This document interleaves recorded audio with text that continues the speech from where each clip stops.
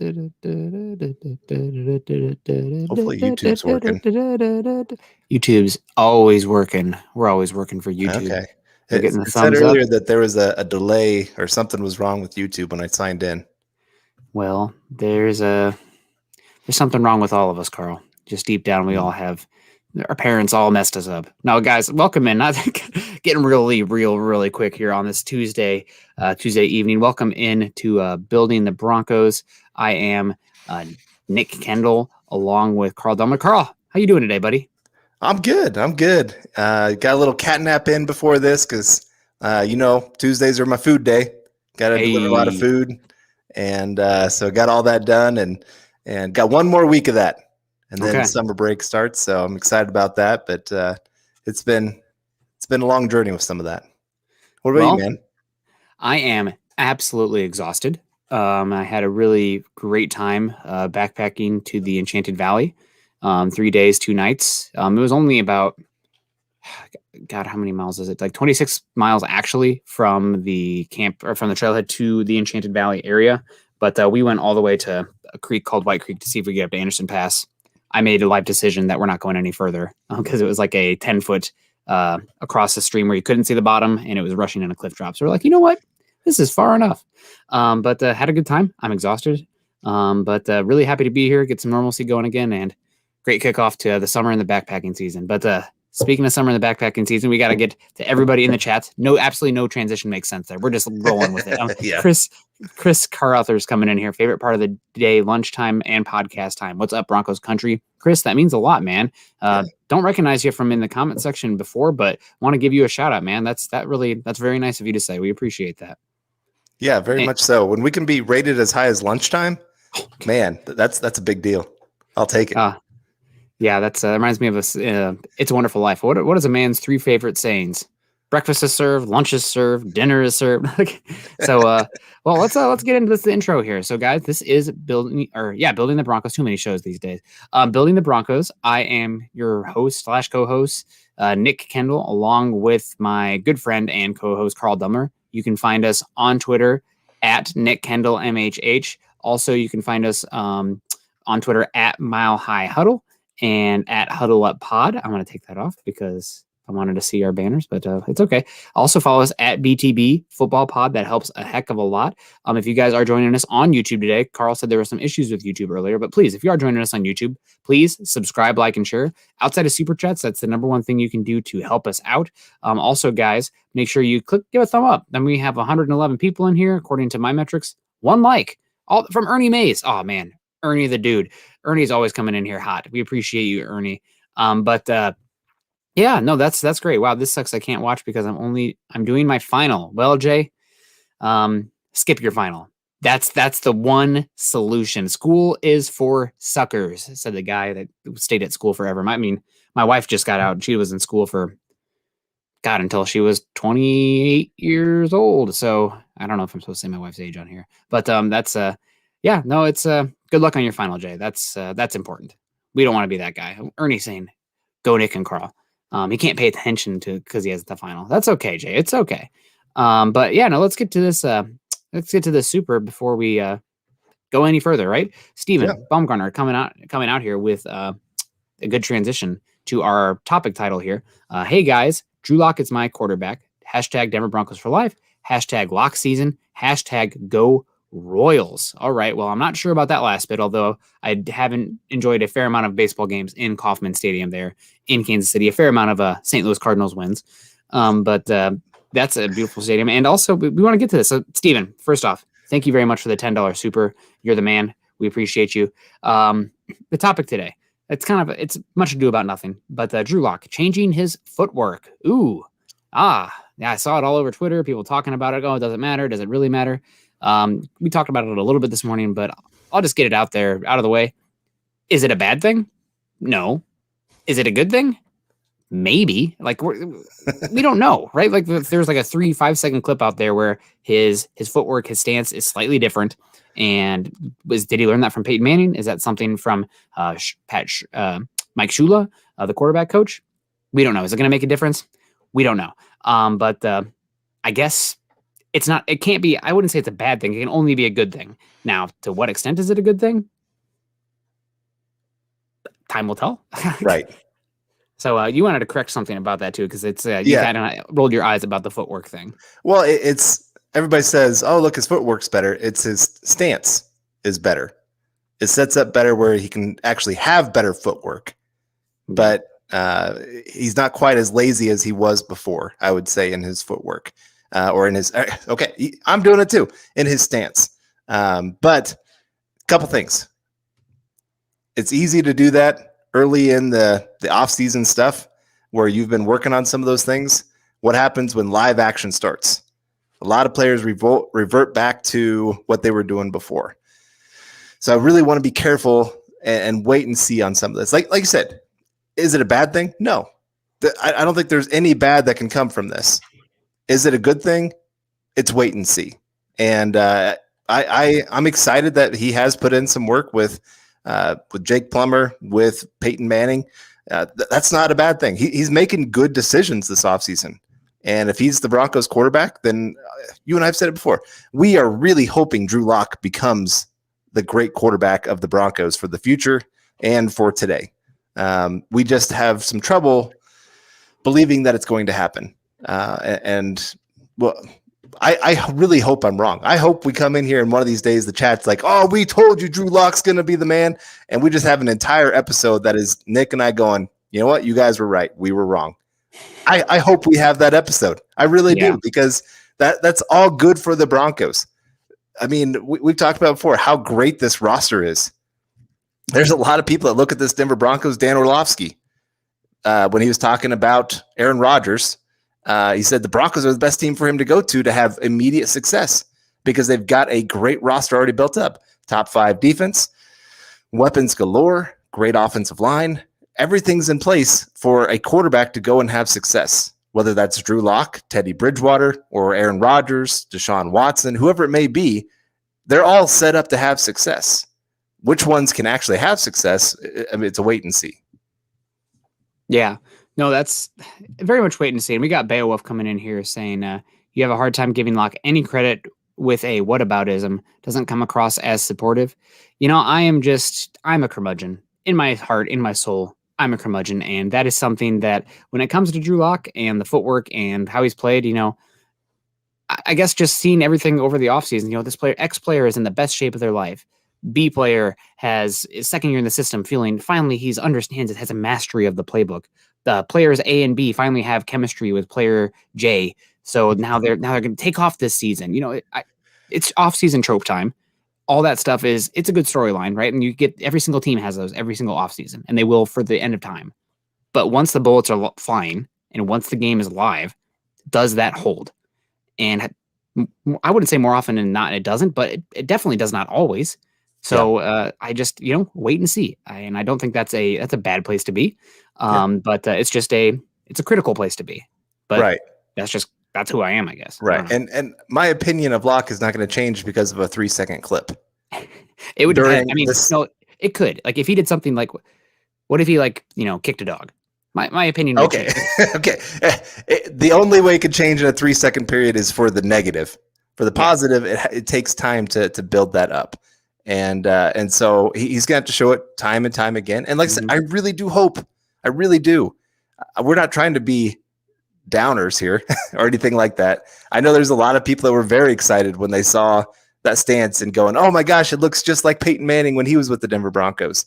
And, you know, but there's been a lot of people that have said, "I model my game after Peyton Manning," who are not Peyton Manning. You know, the biggest thing for Peyton Manning, like his footwork was great. His stance was great. But it was his pre-reads that was everything. Yeah, the mind. You know, I was listening to an analyst the other day, and they said, you know, each great player out there, they have their things that they know that they're great at, and they lean into it. Peyton Manning, Tom Brady, the 2 greatest pre-read quarterbacks in NFL history. Both of them just know exactly what they're going to do with the football. They know exactly what the defense is going to do, and they pretty much know how the play is going to turn out before the play even before the ball is snapped. That's what they are great at. They're not great athletes by any means. I wouldn't take away from Peyton coming out was not a horrible athlete. It's not like today's quarterbacks, but like he could do some stuff in and around the pocket. Not when he was a Bronco. Let's be real. Right. When he came out, the game's changed, but he was an okay athlete. Right. But okay, 2013 when he won MVP throwing for 55 touchdowns, Peyton Manning might have been the most unathletic quarterback in the NFL. I mean, I think about that touchdown run against the Cowboys. Like most people are like, "Oh my gosh, is this play in slow motion?" No, that's regular speed right there. Yeah. It just seemed to take forever for him to get into that end zone. So again, the biggest thing, if Drew Lock, the bigger thing than the stance that I want to see that he took from Peyton Manning is that pre-read ability. When he can do that, man, that quarterback can take off. Yeah, no, 100%. I actually want to get to this one here real quick. What's Lock's biggest issue on the field, and can he fix it or them? I mean, the mechanics, the footwork, the base, that's all stuff, but really it is the processing and decision-making. It's being able to go through reads in time correctly, understanding the coverages, and that's honestly, I think I have more concern about Lock from a post-snap read versus a pre-snap read. You know, it's the ability to understand, like when I have a cover two, what does that mean for the plays that's designed? Because there is an option off your primary read if defense does play B, you know, our basic coverage B. And he just, on tape, it looks like he really struggles with that. And a lot of stats point to that as well, specifically how bad he is with 2.5 plus seconds in the pocket. You know, a lot of people scream offensive line. Oh, the O-line, he's never had a chance. Broncos pass blocking last year was league average. Their run blocking was honestly a bigger concern than their pass blocking. And right tackle, don't get me wrong, it wasn't great, but like Lock, when he had time, he was the worst quarterback in the NFL. So it doesn't mean he can't get better, but it's just like, why is that happening? What does that mean? That to me points to inability to get off that first read and read coverages properly within the confines of what the play is asking him to do, what Shermer's scheme is asking him to do. And it also correlates directly with the Shermer having to dumb down the offense. You know, what does that mean exactly? I don't know. You know, it was a weird offseason as well. That is an excuse. That is valid.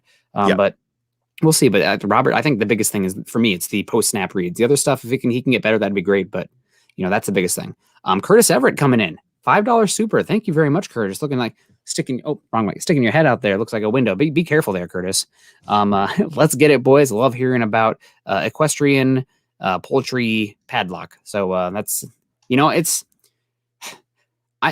we like we both said, we really do hope that Drew Lock gets it going. Oh, and sorry, Carl, was that you that was pulling that up? There we go. Yep. Richard Sommers coming in with the $1 super over on YouTube. If you guys are joining us on YouTube today, please like, subscribe, and share to Mile High Huddle. We appreciate it a lot. And we appreciate Richard coming in with the $1 super. Richard, if you got any questions, please go. Here it is. Bingo bango, baby. Richard Sommers coming in. As bad as his footwork can be, until he fixes decision making, I can't get on board. And I was talking about that this morning with Scott. I am really concerned we're going to look like I'm really concerned I'm going to look like a big hypocrite coming back, because I've been screaming decision making, protecting the football over and over again. But I also remember the end of 2019 where Locke had like incredibly low yards per attempt and just was like uber conservative, and like there was no explosive offense from the Broncos because he wasn't pushing the ball at all. And I know it's a hard ask to have a guy who is aggressive pushing the ball down the field while also protecting the football.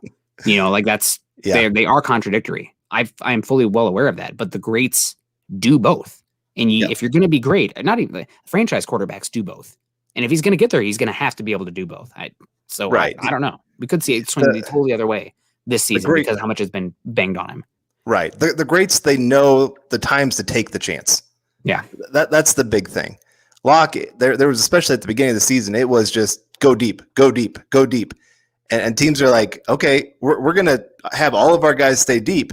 We're going to make you have to dink and dunk down the field to beat us. And they leave guys like Jerry Jeudy and KJ Hamler wide open, you know, on those short yardage plays. And he wasn't taking those shots. And when he did, his footwork was not great enough to make a good pass. And so again, all those things are correctable. That's the great thing. A lot of Locke's issues are correctable. And we just got to see if he put in the work this offseason, the right work. You know, one of the things that we've heard is that Locke puts in work. Sometimes he puts it in the wrong place. You know, where this last year he worked on his physical body, trying to get it as good as possible.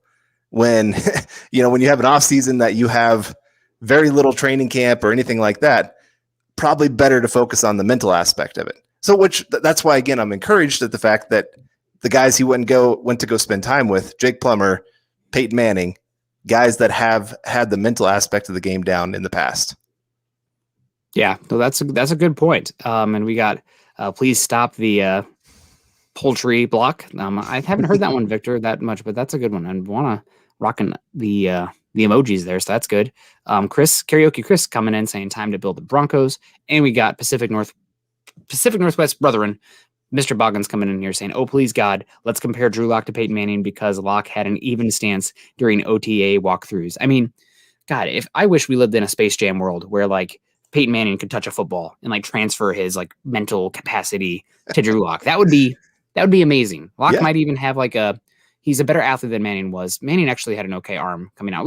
I think we kind of what's the word I'm looking for here? Just because it's the most recent Manning is what we saw. That's kind of what's in our mind. But like 2006, 2004 to 2008 Manning, good arm. Like that guy had a good arm and he was elite in the pocket. So, and I guess I'm a little biased here. Peyton Manning's probably my favorite player of all time, let alone quarterback. So I will defend that guy. But it is kind of silly. And Brian Greenfield coming in here with a $5 super over on YouTube. We thank you so much, Brian, for that. And also Mr. Boggins also coming in before the $4.99. Shout out to both of you guys here. And Travis Tarbox coming in. What's up, fellows? Denver Broncos for life. Nick, I'm a diehard Bronco and Hawkeye fan. Good for you. A man of culture. I've watched your Broncos for Breakfast show. Not a huge fan of Scott. Not sure why a Falcons fan is on the show. Well, Scott, I think Scott brings a really good perspective because of how long he's been doing the scouting business. And he has a good football mind and seems like a good guy too. I've been enjoying the show a lot with him, but not every single person is going to be everybody else's favorite. That's just the rub of it. That's life. I know there's probably some people out there that are like, oh, Nick Kendell on tonight. Skip. It is what it is. But I'd say give Scott a chance. He's got a good football mind, and I've been enjoying doing the show with him a lot. Yeah, and I wanted to get to this. Mohammed Badri, congratulations on a new child. Malik, I think, is the name of your new child. So very much congratulations. A new Building the Broncos fan in the making, and very excited for you, man. That's awesome. That is really awesome. Malik, awesome name. Congrats. New picture on there. I didn't even recognize it at first. It's like, oh, who's Muhammad? What? He looks so young. No. So shout out to you, Muhammad. Shout out to your wife as well. Congrats. And gosh, how many 20 years from now we'll be talking about them, Malik, in the NFL draft. So the 2041 NFL draft coming in here with Malik. So I think we do also need to talk a little bit about just some housekeeping. The Broncos have signed their first round pick. Patrick Surtain, the second, signing the standard rookie deal based on like the CBA sets up the structure of every single first round picks or the rookie's contract. But he did sign it. He's in. And, have the Broncos signed their whole class yet? I know it's pretty darn close. They're one of the teams that have been like knocking people out, signing them quickly. Yeah, which is different actually for the Broncos. They're usually one of the last ones to get the class signed.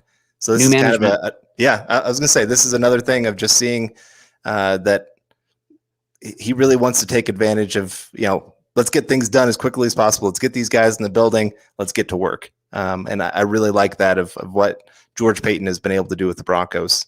He's all business. And I'm interested to really see, I mean, we haven't really talked about this a whole lot, but just obviously the NFI stuff, man, that's a tough place to walk into. He's walked into a lot of weird situations for his first year. You think about the Von Miller situation with some of his legal issues. Yeah. Having to decide, are we going to pick that up? Or are we not? Obviously, you got big contracts for Justin Simmons, Shelby Harris. Just there's been a lot of things for him. And then, of course, the quarterback situation has been at the top of that list the entire offseason. But we got Tom El Greco coming in here with the $5 super. Really appreciate that. Lock can throw off platform. More concerning reading defenses and timing. Thanks, guys. He can. There's times still, though, you see he does it sometimes when he doesn't have to, one. And two, a lot of his bad interceptions there, especially late in the season, happened because he was throwing off platform and did not throw an accurate ball. The wide receiver might have been open, but unfortunately, it was not a good pass against the Chiefs. That's a great one there in the first quarter. Broncos driving down the field, and it was one of the tight ends ended up getting open along the sideline, and he underthrew it. And so it would have been a really good play, but instead, because it was underthrown, ended up as an interception instead. Yeah. No, absolutely. That's a good point. And I was going to say, Locke, I mean, he can throw. He's the athlete and the arm talent to throw off platform, out of structure. But his decision making, a lot of times in those, he goes into hero ball. It's like, I got to make a big play, and just protect the football sometimes, especially with the old defensive coach. You don't want that. And we got Drake coming in here with the calling us out here, saying if you're crediting Peyton Manning with his processing, Peyton Manning processing was abysmal his first 5 years. 28 interceptions, 15, 23, and 19. Well, that's a good point, Drake. I do want to say that, but I want to retort this just a little bit. One, Peyton Manning was coming on an absolute dog feces team. They earned that number 1 overall pick. It took a few years for them to really build that team around Peyton to get the offensive weapons that he needed. 2, these numbers, they're raw numbers, and you're talking about 1998, 1999, 2000, 2001, 2002. Game has changed. Simply put, the offensives are different, the defenses are different, the stats are different. It's like when somebody on Facebook, I'll just straight up say it, some idiot on Facebook posts like Drew Lock stats next to John Elway's and stats and says, "See, look at John's stats. He's no different." It's like, buddy, if you don't use like historical markers to like show where that player ranks against their contemporaries, it means nothing. Throw it out the window. You're telling on yourself. So right. I'm tired. I'm a little testy today, I guess. Sorry to call somebody out there an idiot. It's probably somebody's friend out there. Yeah. But it's just like that's not how it works. That's a terrible metric. That's like somebody talking about like, oh, back in my day I made 50 cents and I paid my whole college. Like, the game's changed. That doesn't fly anymore. You got to use current data, otherwise it doesn't make any sense. So let me step off this pedestal here real quick. Muhammad coming in with a $2 super with the he's doing the super so he can get the super size pick of Malik in there, and I don't blame him. What a cute kid. Congrats again, Muhammad, and thank you for the $2 super. We really do appreciate that. So yeah, that's I don't know. I think that's an interesting comment, Drake. I just kind of wanted to get into that one real quick. Yeah, stop using Hall of Fame players to compare to Locke. I mean, right now, Locke is closer to Jake Locker than a Hall of Fame player, right? Like this, comparing anybody to Hall of Famers, honestly, for draft prospects or anybody that's a dangerous game. So we got Chase Wellner coming in. I keep trying to get to Chase, but it's okay. Manning had the fear of the Gators. Yes, he did. And we're going to get to Chase here real quick with the thumbs up with the $5 super. Thank you very much, Chase. Chase is always a huge contributor to the show, leaving good comments. A lot of times I see that he's changed his photo there, but I recognize the name still, Chase. So don't worry, I got you. Thank you very much for the super chat. We appreciate it, buddy. And everybody coming in still. Congrats, Muhammad. Congrats. That's awesome. Hopefully let's keep the good vibes going. Does anybody else in here have some good news? Let us know. We want to highlight you guys. We want to put you on a pedestal as well. So I think maybe John had another super here that he was going to pull up. There we go. We got Mr. Boggins coming in once again. Really appreciate that. Oh no, I found the super stickers.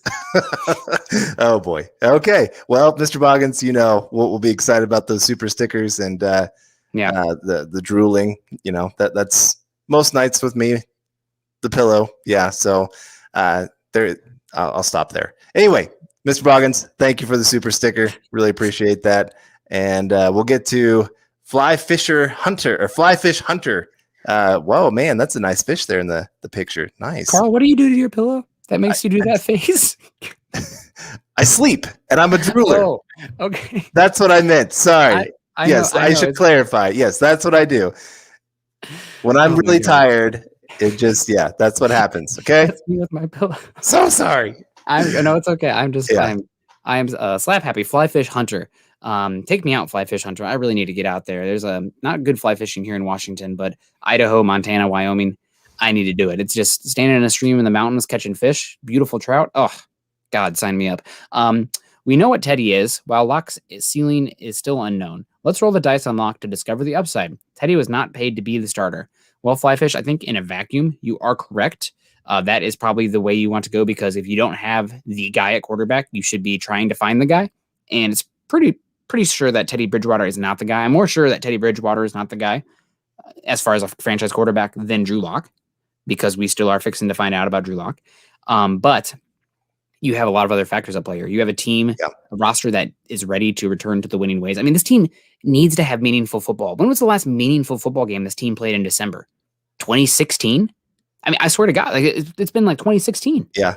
Well, and the coaches, I mean, like there's so many factors. Like if I was master of the universe, that's probably the way I would go, because I'd rather the Broncos bottom out with not Drew Lock being not the guy and being in position to go get a quarterback, than sit there at like 9-8, 8-9 and be, SOL. Yeah. But you got it's a 1 year at a time league. Guys are fighting for their jobs. You can't overlook that factor. I really like this question. Wanted to get to this from Nick Malsum, and let's take quarterback off the table. Okay, because that's the obvious one. What part of the team are you most worried about possibly falling apart during the season, or just not being ready for the season? I'll start with this one. Interior offensive line. So, I mean, they were not great last year. Glasgow was injured for part of it, so we'll see if he comes back healthy. Cushenberry was not great. He got better as the season went on, but even he started at worst center in the league and kind of moved up to about like 25th in the league. And this is kind of, a lot of people talk about Drew Lock's stats are improved. That's kind of what happened with him. He went from bottom tier quarterback, I mean, like bottom of the barrel, to like 23rd through 25th ranked quarterback. Mm-hmm. So, yes, it was a move up, which is great. And it shows signs of promise.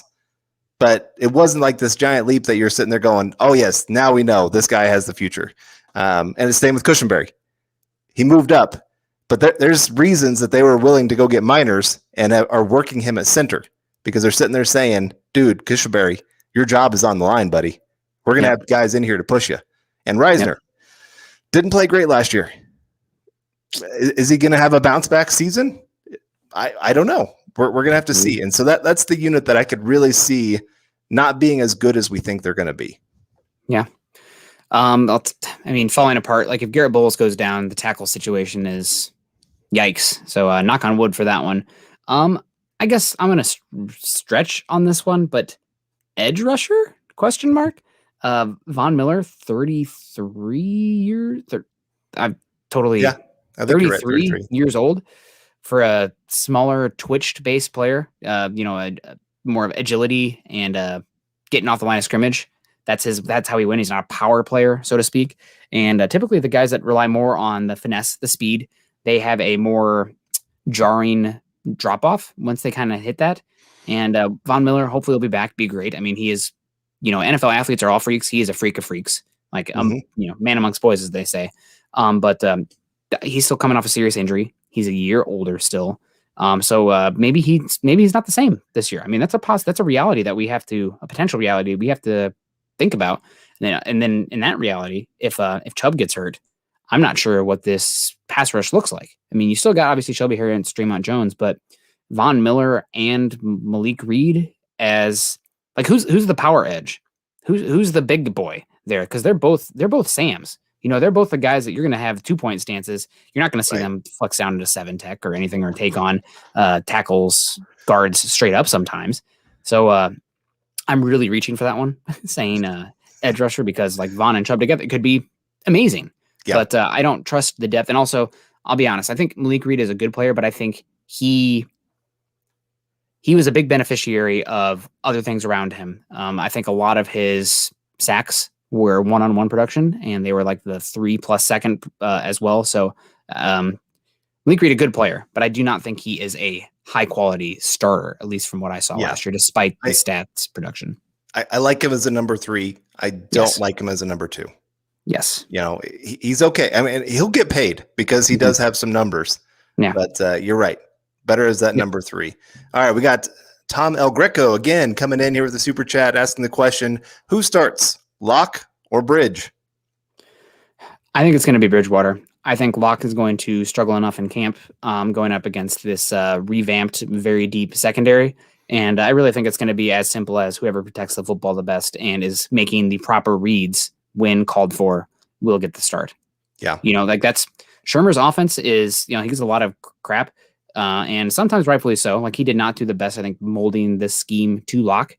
But also, if you have a quarterback who can execute and get to the second read or even the third read, things can happen. There were guys open last year, especially underneath. If you hit them, especially if you can hit them in stride, then you can do something. But that just was not happening at any sort of consistent rate last season. So I lean Bridgewater. If it's at all close, though, I'll go with Locke. Yeah. And especially that early season, you need to win those games. I mean, you're talking about the Jags, the Giants, the Jets. Like these are some of your most winnable games. So who gives you that best chance to actually get off to a good start? Because like you said, these coaches, if they have a losing season, they're gone. Like this big chunk of this coaching staff is gone if they lose. And so they have to start off right. Which quarterback does that for you? Which one could you trust with that? And I know we got some supers piling up, but I want to get to this one real quick from my Bronco Hawkeye friend, Travis here. Which players do you guys believe will take a huge leap? One from offense and one from defense. I guess maybe I'm just going to hope for this one a little bit, but I'm going to go KJ Hamler as a guy who takes a big leap a lot of time. He was dealing with hamstrings last year. Hopefully he's going to be healthy, get some more chemistry with the quarterback. And I really liked him in college. I think he's the most twitched up receiver they have, and they need to get some explosive plays out there. So I think he'll take a big step on defense. He's one who's like been busting out the past few seasons, but he got injured last year. And that kind of derailed him a little bit. He's still great, but Draymond Jones, I think he's going to take even another step this season and be even better, especially if Von Miller is next to him. So those are my two guys. Okay. I'll go Bradley Chubb. I think is going to explode on the scene this season. Having Von Miller on the other side healthy and Malik Reed as a backup. Yeah. Like we haven't had a real chance to see Bradley Chubb and Von Miller working together in the Vic Fangio system. And so now getting that opportunity, Bradley Chubb having more one-on-one opportunities. I mean, he was one of the most doubled players on defense in the NFL last year because they said, who else, let anybody else beat us but Bradley Chubb. And this year they're going to be sitting there going, oh gosh, what do we do? They got 4 guys that could really come after him if they stay healthy. So I think he could really explode onto the scene and make the Broncos happy they got that 5th-year option on him. And then Jerry Jeudy, if you look at his numbers and what he put up in his first year, you look at a lot of other wide receivers that put up very similar stats their first year, you're looking at a lot of the good wide receivers in the NFL. And I mean, if you take out if he catches those drops, he's a 1,000-yard receiver last year. Yeah. And I just think, especially you got Cortland Sutton coming back, 2nd year in the system, he's going to be a lot more comfortable. Hands are probably going to be a little bit better just because you're not thinking as much. I really think he could become that 1,200-yard receiver this year.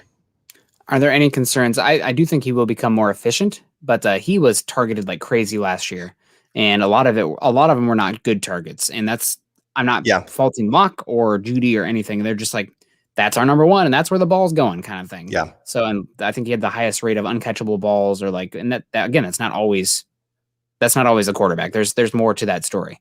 Yeah. But I don't know. I think that's are you concerned about that at all? With Sutton being there, more efficiency but less volume.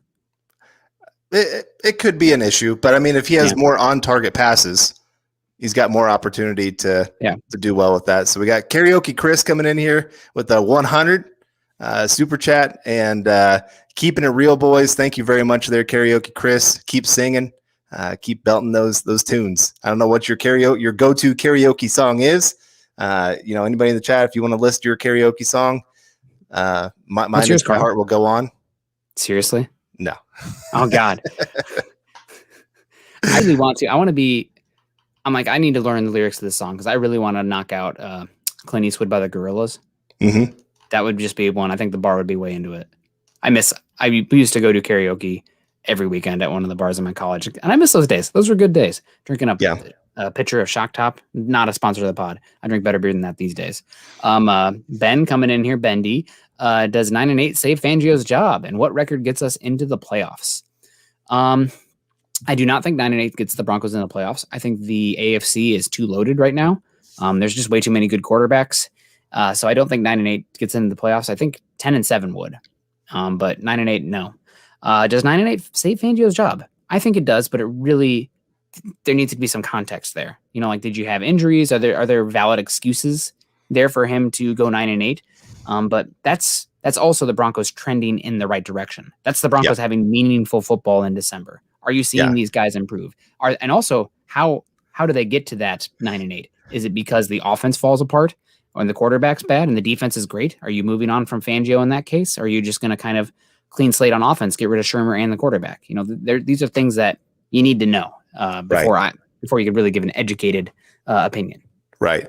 Well, and I would say in those 8 losses, how competitive were you against some great teams like Chiefs? Yeah. Did you keep those games really close?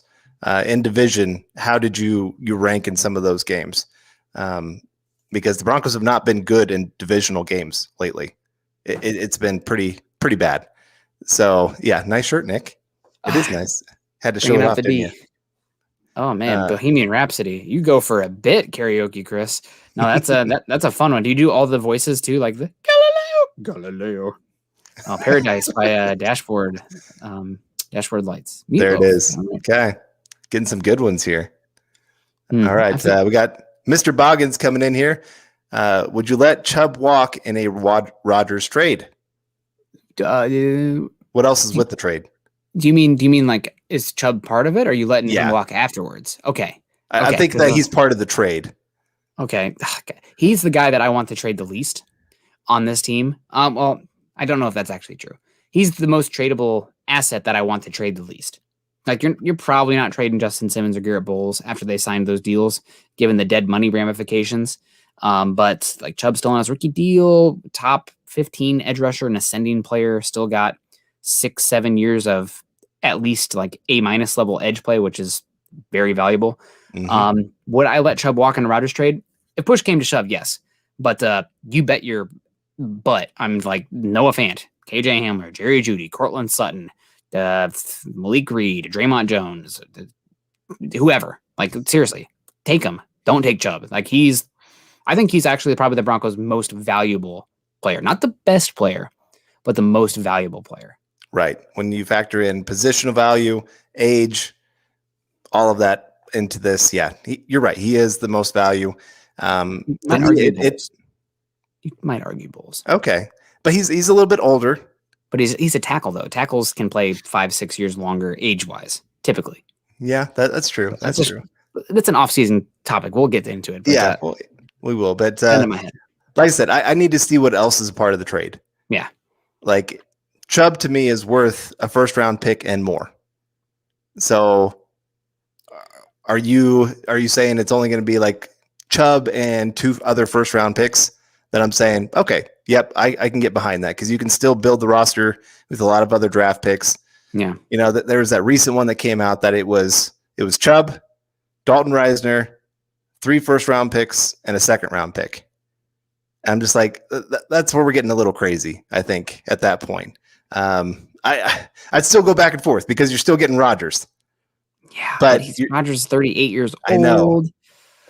He's gonna have you're gonna have a year where it's gonna be a little bit up and down, kind of like Peyton Manning in 2012, where they figured it out at the end. But like, does he have the same like franchise effect that Peyton had on the team? I mean, don't get me wrong, I want Rodgers, but that is quite the price, right? Like, you have a short window to go with Rodgers, and that's one reason I'm okay with the draft capital. But once you start taking away players who are going to be big contributors for this team, then you are taking away the very value that Rodgers is bringing. So I lean way more into the draft picks than that. And Rodgers is going to elevate. You have a surplus at wide receiver, right? Like, and even you can get by without Noah Fant at tight end. That kills me to say as an Iowa fan, but like, once you're taking away Chubb with Von Miller's age and unknown going forward, and right, I don't know. That one.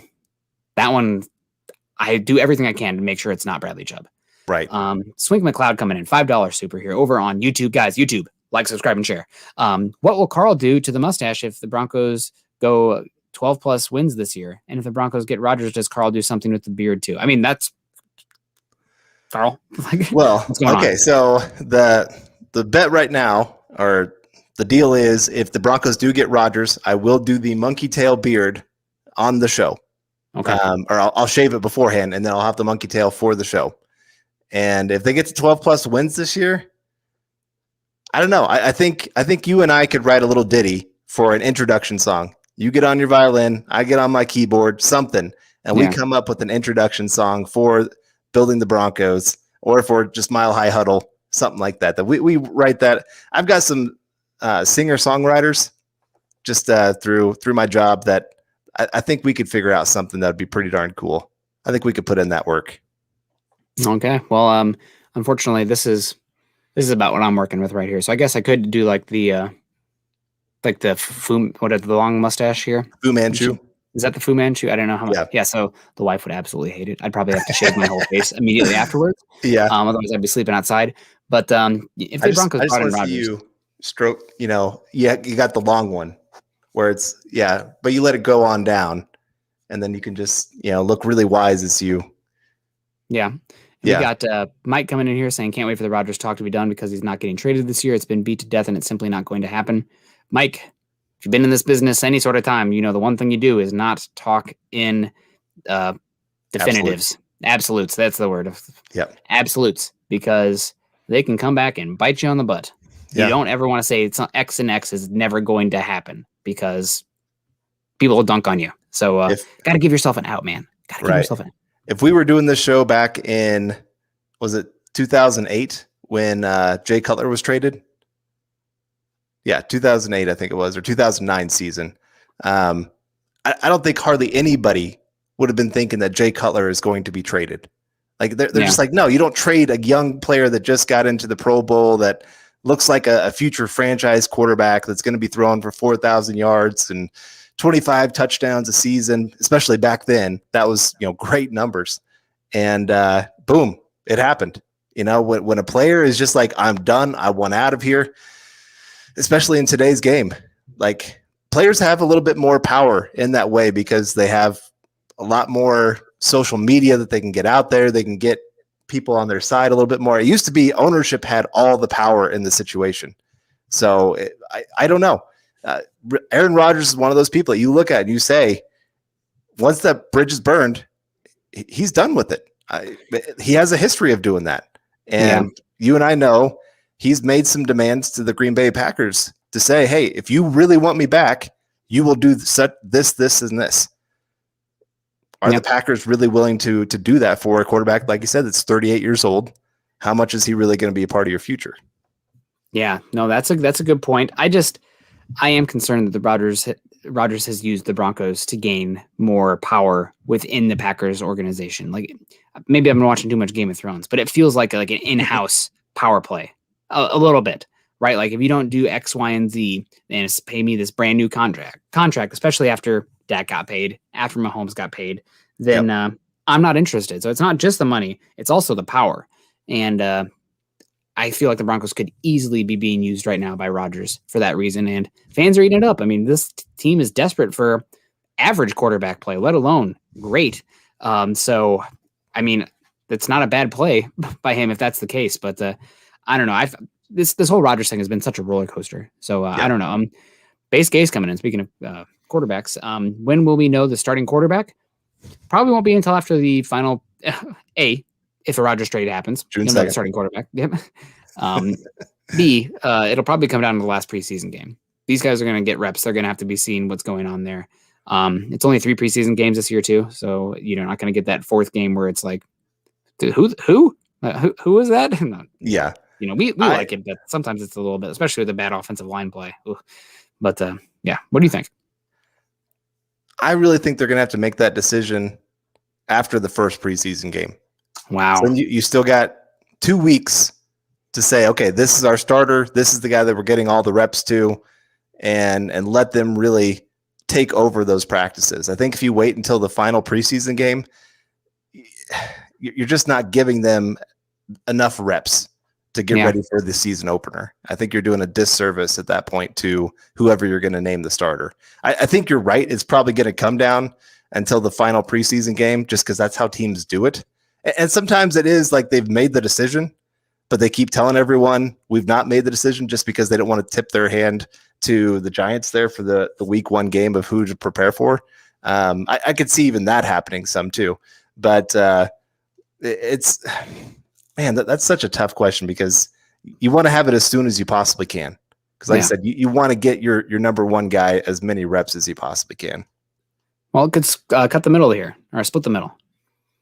Week 2 of preseason, right? And then you have that third preseason game where you can actually really use it as a simulated start.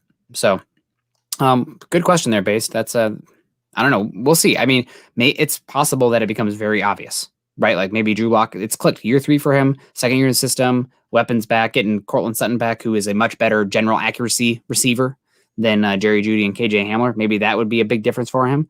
But we'll see.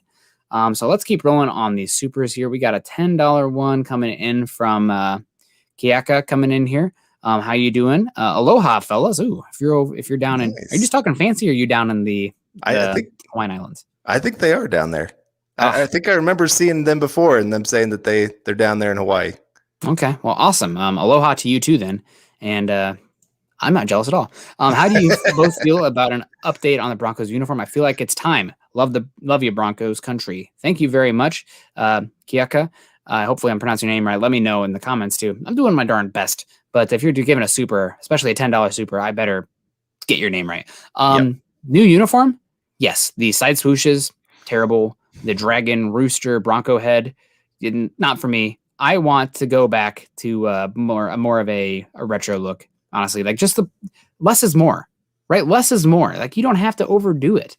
So I bring back the D, bring back the lighter blue too, bring back the D. I think they should do that. I mean, get back to basics, baby.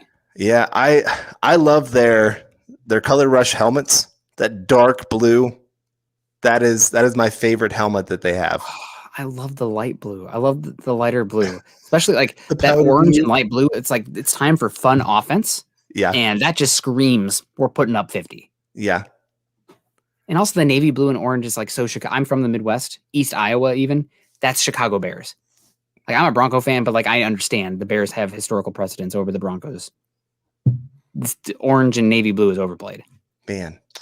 All right. Let's see. Here's the problem, though. We have no agreement among fans of what they really should do for the updated Bronco uniforms. I know John in the background is screaming because he has his ideas of what he really wants for the Broncos as well. So yeah, write in the comments what you guys would really like to see with the Broncos. You know, we got the brown retro uniform is cool. Oh my gosh. I still keep picturing Brandon Marshall, the wide receiver, in those uniforms back in that 2009, 2010 season. And oh my gosh, those were horrendous. Those were so bad. That was I understand why the NFL did it. That was what was it, like 100-year anniversary of the NFL or something like that, or not the NFL, but like of football being around. But man, that was hard to watch on TV. Yeah. I mean, they won that game, right? Was that the Patriots game? Yes. So, that would have been 2009. It was not that hard when you're winning football games. But we'll see. Dennis Woods coming in here. Do either of you worry about Aaron Rodgers' prima donna personality coming into Denver, assuming we get him? I mean, it's something that, you know who else? Honestly, guys, like he plays the crowd pretty darn well. But you know who else has a little bit of a prima donna? Peyton Manning. Like the expectations, the demand, like crazy. He's like that college professor you had that's like, okay, you have 10 hours of homework tonight. It's like, okay, I guess I have no social life because I have to go through the freaking 20 physics problems that are each like story problem long. And otherwise I'm going to fail this class. So thank you. Like he just wants you to be great and he wants to make be great as well. So he demands a lot from you. But right. I mean, there's some not so secrets out there that like the John Fox head rolling was very much pushed by Peyton Manning saying he's gone or I'm gone. So and they've had it before. Also, John Elway, another prima donna. Right. And we did have where Gary Kubiak even said, hey, yeah, when Peyton Manning was injured and they sent me the film one day, it's Peyton Manning flipping off the camera, knowing that Gary Kubiak is going to watch this. And pretty much saying, I'm ready, get me back on the field. Like that was pretty much what was happening in that moment. So I think this is, you got to look at all the greats. They demand different things because they don't like to lose. Russell Wilson, How many times has he now made demands on the Seahawks of, hey, we need to do this because even going 12-4 is not good enough for us at this time. LeBron James, one of the greatest. I mean, I know we're switching sports here a little bit, but he pretty much builds his roster. He tells ownership, this is what I want, go do it. And I don't think anybody's sitting there getting after LeBron James a whole lot because he's won a lot of championships. Most teams are like, please, LeBron James, come to our team. There's everybody putting up the banners everywhere. And so I do think there is a little concern with Aaron Rodgers just because he's not the most personable person. You know, Peyton Manning had a good personality in the sense of he could relate to people. He could make people laugh. But I also listen to Aaron Rodgers' teammates, and they love him. Like, there's some of them going, if Aaron Rodgers is gone, I might be gone. Yeah. That's how much they love this guy. Like, they want to follow him where he goes. And so if they're okay with him, I'm good with him. Yeah. I mean, you know, the prima donna stuff, it's definitely annoying, but a lot of stuff teams, locker rooms, fans will put up a lot of stuff if you're winning. It's kind of like not to go too far off topic here, but like Drew Lock's dancing and rapping. You know, if the Broncos are winning and Drew Lock's playing great, fun times. If you're losing, that gets old fast. Yep. So it's definitely something you have to worry about, Dennis. But I do also hope that Aaron Rodgers would have like a little bit of self-awareness where like, this is the bed that I made. This is what I asked for. And now I'm here and I'm going to try to stick it to I'm going to try to stick it to the Packers, but also, you know, like I've been a Hall of Fame caliber quarterback for how many years? And I've made one Super Bowl. Is it really just one Super Bowl in the NFC even? I mean, so I think that's kind of something you'd have here as well. Is he willing to bet on himself? And I think you'd have to assume so. Right. Yeah, no, that's a good question, Dennis. It's something to think about. But do we have much more going on here? Any more supers? I think we're all caught up. All right, guys. Well, I think, unfortunately, everyone, I have to go do some errands. So I think we're going to be getting out of here pretty darn soon. So we appreciate y'all. Unless any supers come down the tracks here in the next like 5 minutes, we're gonna call it. We're gonna call it a day. So guys, you can find me on Twitter at Nick Kendell MHH. You can find Carl on Twitter at Carl Dumler. Also, shout out to John behind the scenes. Follow him on Twitter at John K MHH, pulling up the supers, the super stickers, especially. I don't understand how those work, but appreciate that when John's here that he can do that. And guys, follow us on Twitter at BTB Football Pod and at Mile High Huddle. Please like, subscribe, and share if you are joining us on YouTube today. Click those thumbs up if you're joining us on Facebook. Shout out to everybody who gave us a super chat today. And how much is a super duper chat worth? 10 gold stars. So thank you very much, Maurice, for the comment. Yeah, I mean, I don't know. Everyone's saying fantastic show. We appreciate everyone coming in here, hanging out. What do you got the rest of the night, Carl? Well, I just got to go home and do some cleaning, man. Unfortunately, gotta go do the honeydew list. I've been a little slacking on that and not being the great husband I need to be. Carl, it's okay because you're being a great podcast host. You're also hanging out with that pillow too much. That's right. So if you're going to be a better husband, probably put the pillow away for a little bit. But we appreciate everyone. Everyone stay safe. Hopefully the quarterback stuff gets figured out, and hopefully the Drew Lock footwork stuff, big turnaround for him. You know, that's what we're hoping for. I see people saying, "Oh, How can you be critical all the time?" It's like, well, we're analysts, not fans. I'm wearing a hat, but the fan hat has been put away for years now for the Broncos. Double fan hat for the Hawkeyes. But the fan hat for the Broncos is put away. Analyst. So is what it is. We appreciate everyone joining in here. Love y'all. Stay safe. We'll see you next Tuesday. Same time, same place. Go Broncos.